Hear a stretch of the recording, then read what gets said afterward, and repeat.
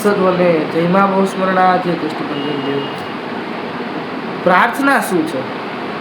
પ્રાર્થના ગુજરાતી ડિક્શનરીનો એક એવો શબ્દ કે જેનું નામ સાંભળીને એટલે લોકોના મોઢા ઉપરથી ટેન્શન જતું રહે। પ્રાર્થના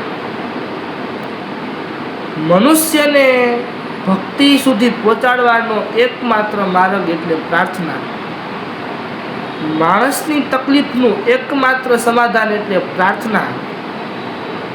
માણસની અંદર રહેલા પાપોને ધોવાનો એકમાત્ર રસ્તો એટલે પ્રાર્થના।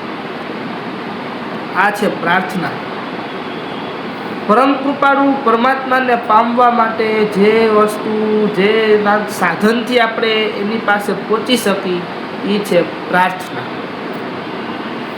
આ થઈ ધાર્મિક વાતો। પ્રાર્થનાનો સાયન્ટિફિક ફાયદો શું છે એ તો કોઈને અત્યાર સુધી 90% લોકોને ખબર નથી કે પ્રાર્થના બે હાથ જોડીને ભગવાનને ખાલી વિનવવા માટે નથી કરાતી, આપણા પોતાના સ્વાસ્થ્ય માટે કરાય છે। પ્રાર્થના કરવાથી આપણું મગજ શાંત રહે છે। આપણે આંખ બંધ કરી ભગવાનનું નામ સ્મરણ કરી ઓમ બોલી, શ્રી બોલી, જય જે નામ આપણે બોલતા હોય મનમાં નામ બોલી મગજ શાંત થાય। આપણા મનની અંદર જે વાતો ચાલતી હોય ને થોડીક વાર ઊભી રહી જાય ને આપણું ધ્યાન ભગવાનની અંદર કેન્દ્રિત થઈ જાય। એ છે પ્રાર્થના। મગજ આપણું જે છે એ ટેન્શન મુક્ત થઈ જાય એટલે શું કે મગજને છે એ સ્ટ્રેસ ઓછો પડે, બ્રેન સ્ટ્રોક ન આવે। પહેલો પોઈન્ટ। બીજો પોઈન્ટ, પ્રાર્થના કરવાથી હૃદયને શાંતિ મળે છે। હૃદયને શાંતિ મળે એટલે કે શું થાય? ટેન્શન ઓછું થઈ જાય। ટેન્શન માટે જ હાર્ટ એટેક આવે છે। બે ફાયદા થઈ ગયા। હજી એક આનો ફાયદો છે, સ્કૂલની અંદર બાળકોને પ્રાર્થના એમને નથી કરાવતા, એની પાછળ એક લોજિક છે। શું લોજિક છે?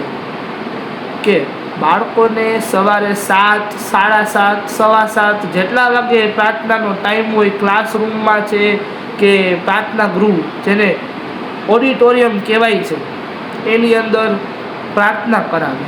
5 મિનિટ, 7 મિનિટ, 10 મિનિટ પ્રાર્થના કરવાથી છે ને આપણું મન આપણને જે ભણાવે ને એ વસ્તુ કેપ્ચર જલ્દી કરે, કેપ્ચર કરવાની શક્તિ વધી જાય એટલે પ્રાર્થના કરાવે। આંખ બંધ, આપણે ભલે ઘરે બાળકો કદાચ ભગવાન સામે ઊભા નહીં રહેતા હોય પણ સ્કૂલમાં હાથ જોડીને આંખ બંધ કરાવીને પ્રાર્થના કરાવે તો આપણે બધાય આંખ બંધ કરીને હાથ જોડીને પ્રાર્થના કરશું। એનું કારણ શું?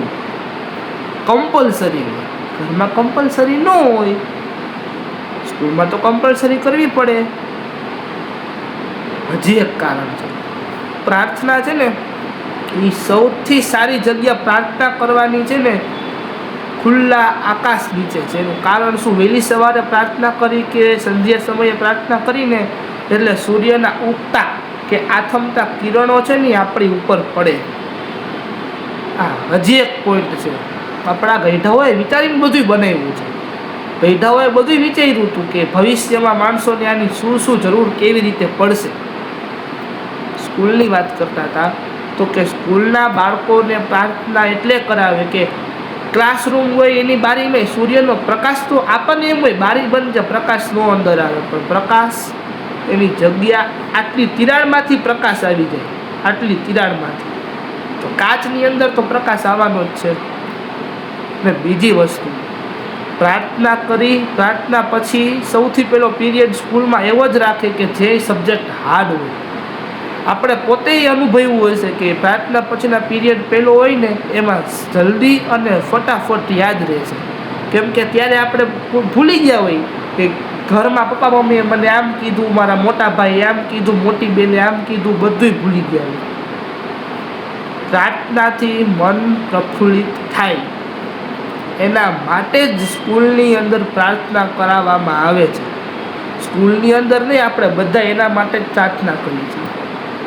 તો આજથી ને અત્યારથી આખા દિવસમાં માત્ર ને માત્ર 2 વાર તો ભગવાન સામે 2 મિનિટ 3 મિનિટ ભગવાન સામે ન ઊભા રહ્યો. આપ જ્યાં હોય ત્યાં બેસીને ઊભા થઈને હાથ જોડીને આંખ બંધ કરો. આખા દિવસમાં માત્ર 2 વખત 2 થી 3 મિનિટ. જીવનશૈલી સુધરી જશે, ગેરંટી સહિતની વાત છે. ભગવાનને રીઝવવા માટે પ્રાર્થના ન કરતા પણ પોતાના શરીર માટે પ્રાર્થના કરજો એમ સમજીને કરજો ખરા. પ્રાર્થના છે ને એ જ મનુષ્યનો સાચો ખોરાક છે. જમવાનું પછી આવે, પહેલા પ્રાર્થના આવે. જય શ્રી કૃષ્ણ.